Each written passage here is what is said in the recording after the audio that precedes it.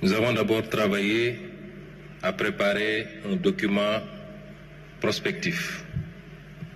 Document qui a été préparé sur commande de son Excellence Monsieur le Président de la République et qui devait décliner son programme, le programme avec lequel il a été porté à la magistrature suprême par le peuple sénégalais.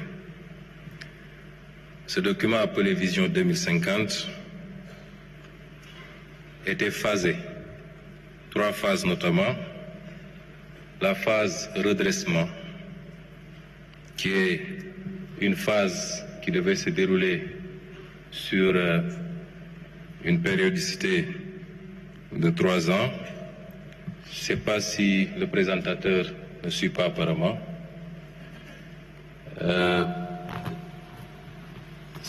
Voilà, une phase de redressement, suivie d'une phase d'impulsion et enfin une phase d'accélération.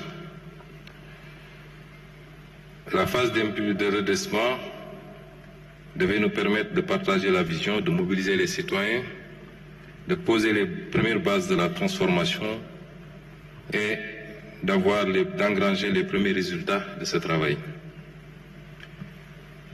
Elle sera suivie de la phase impulsion, qui est la phase de mise en œuvre de l'ensemble des leviers d'amorçage de la transformation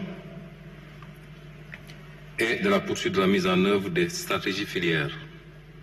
Et enfin une 3e phase, la phase accélération, qui devait nous permettre, comme son nom l'indique, d'accélérer la politique de développement des filières et de visibiliser la croissance engrangée à l'horizon 2050.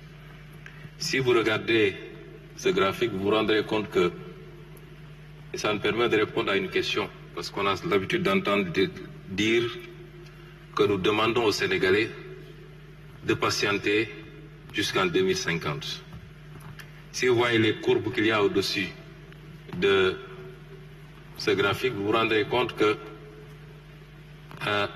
les phases ne s'excluent pas. La première phase, celle qui consistait à redresser, démarre évidemment en 2024 avec l'élection du président de la République et se termine quasiment à la fin de ce cycle, c'est-à-dire en 2029. Mais vous vous rendez compte que la courbe jaune qui suit, c'est-à-dire l'impulsion, n'attend pas qu'on ait terminé la phase de redressement. Dès le milieu du mandat, c'est-à-dire d'ici 2026, nous démarrons la phase impulsion qui prendra fin en 2034.